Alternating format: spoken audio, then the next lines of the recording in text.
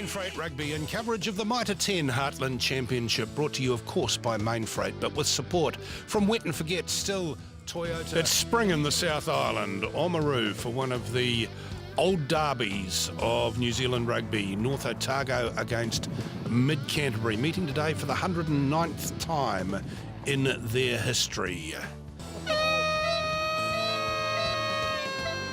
The travelling fans have come to Oamaru, to Whitestone Contracting Stadium. And this is Mid-Canterbury in the green and the gold. They had a decent win in their first round match last week when they beat Poverty Bay.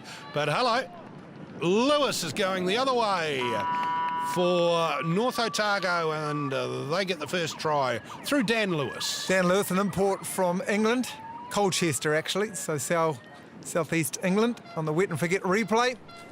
He read like a book, didn't he? Came up hard, out to win, so rushing on the outside of North Otago defensively. Got between the both of the Mid-Canterbury players and snatched the ball. Phil Watson went high on the line out. It got a little bit scruffy, and it's getting even a bit scruffier. But Malele Sau takes the ball on the run, goes straight through the gap, straight over the line. And they say, what about the knock-on, ref? Yeah, I could have sworn the little scrum half, Mackenzie, knocked that ball on. Right there? Or did it go backwards on the Wet and Forget replay? Gee. Referee and the touch judges, probably all in pretty good line. Teams are using their blindside wingers a lot into open play. And when you're big and fast like that, why wouldn't you? Clark goes high, brings it down, and the drive starts. Pickett has the ball tucked firmly under his arm there. Well, traditionally you'd say he's going to score, but Ralph Darling is the man with the headgear on his left-hand side. So he may well snatch it as well, because he's never shy of scoring a try. The co-captain. Well, somebody else is digging in, wanting to have a little bit of it there too. Just got to get a little bit lower. Getting isolated now. Now we're a metre out. So the line-out drive didn't quite make it, but the drive off the subsequent maul might, as they drive there. Right, now let's give the backs a go. That's the stuff I like to see. 2 passes, try, good stuff. Lemmy Masoi.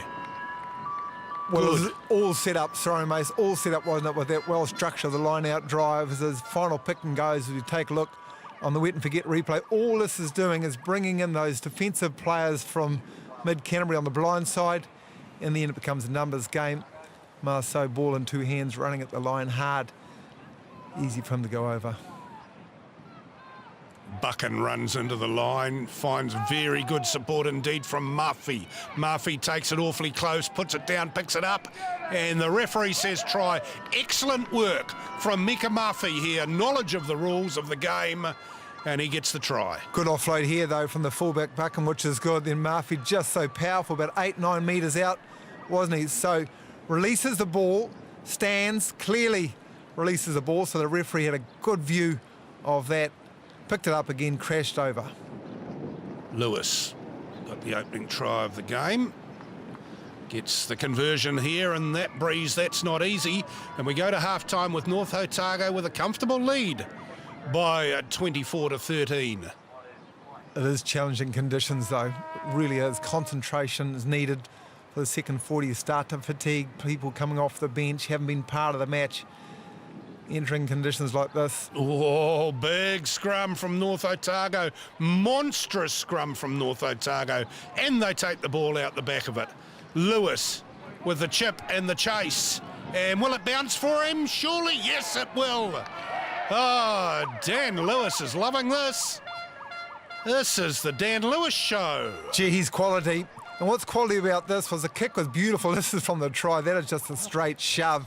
Tied head. But when we take a look on the Wet and Forget replay of Dan Lewis at 10, how he adjusts his run and the speed to wait for the bounce of the ball. So holds up a fraction as he moves to the right. Timing for the bounce. He gets it gathered. That's his second. He kicked a penalty as well. A few conversions. Looking for the drop goal. Yeah, need a droppy. That might be an ask in conditions like this. Mid-Canterbury towards and over the line. Sammy Finau, I think, the big 8. Indeed it was. Number 8, Finau, goes across. Watch this. in from his back, he just rolls over, and over it goes. Mid-Canterbury then, Blackburn playing at half-back now. This is a good run coming in from Regan King. And Kestrup looks out wide with Sau. Sau's got one try now, he's got two. Malele Sau, he's a very good winger, this man. Yep, North Otago got themselves all sorts of defensive troubles early on this movement. They went for get replay by pushing hard out on the outside, but not filling in the holes on the inside because they didn't make their tackles, of course. Mid-Canterbury could attack on the inside, which they did. The channels had numbers, and they moved the ball out right. And that's how the try eventuated. Percival with the conversion. Drops short, but it doesn't matter because North Otago have won this by 6. 31-25. They've won in Oamaru. Ralphie, hard-fought game. Definitely. It's always a hard-fought game when we play the Mid-Canterbury boys, and today didn't disappoint. Have to be pleased how the forwards went in that, especially in that first half. 2 tight heads. Definitely. We had a lot to work on over the weekend. It was good to go from the training field to and put it on the park. Round 2 results. North Otago get that local derby win over Mid-Canterbury. Wanganui, work very hard against Thames Valley. Wairapu Bush bounced back. Buller are in good nick, as too are Horifera and Kapiti looking very good. And South Canterbury, there was a doozy of a game over King Country. It's going to make quite a difference, this, on the points table. It's looking really interesting. Wanganui and Horifera Kapiti, who would have thought, up there with 9 points. Buller just behind them, and then comes South Canterbury, Thames Valley and Mid-Canterbury with a win and a loss. Now, this is only a short competition. These guys on this page will want to keep going because you don't want any more than 2 losses, I don't think, if you think you're going to be in Meads Cup contention by the end of the year. To see how it's all going, go to that website, allblacks.com, and find yourself the Heartland page. Please, can I direct you there?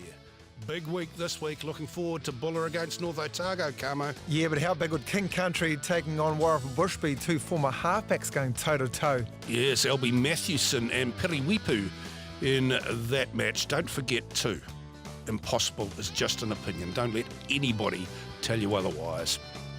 Our thanks to all the people who support us financially and otherwise, and our special thanks to all of the folk at the Heartland unions for their assistance every time we turn up to cover the matches that are played there. Without them, we would not be able to bring you this program. It's a lot of fun. We love it. We hope you enjoy it too. The Mitre 10 Heartland Championship on Mainfreight Rugby. Mainfreight Rugby.